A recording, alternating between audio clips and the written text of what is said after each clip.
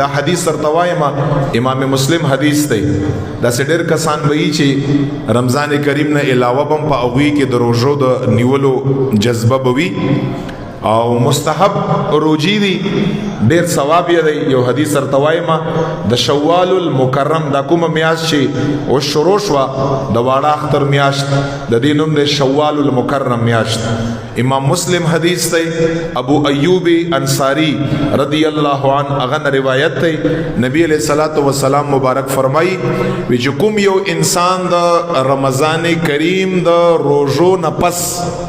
په شوال المکرم کې ثم اتبعه ستا فی شوال فذاک صيام الدهر کوم یو انسان د رمضان کریم د روزو نه پس په شوال المکرم کې شپږ روزي ونیوي او دا یاد لري کدا پرله پسی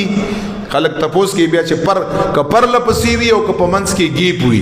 یو 19 بیا پرې بیا بلا چې هر څنګه می دواړه طریقې درست دي جایز دي خو په شوال میاشت کې حضور مبارک فرمایي وی چې دغه انسان ته په دغه شپږو روزو باندې د غون کال د روزو ثواب ملاوي ان مقصد دا دی چې کوم یو انسان دا روزي نه پری دا شپږ روزي نه سیا دا انسان مثال دا سه دی لګا ټول عمر چې دا انسان په روزه کې دی نو ډیر زیات ثواب یې دی د دغه شپږو روزو کچا طاقت وی او چا استطاعت وی هغه له پکار د شوی نسی ک پیدر پی او ک وقفه باندې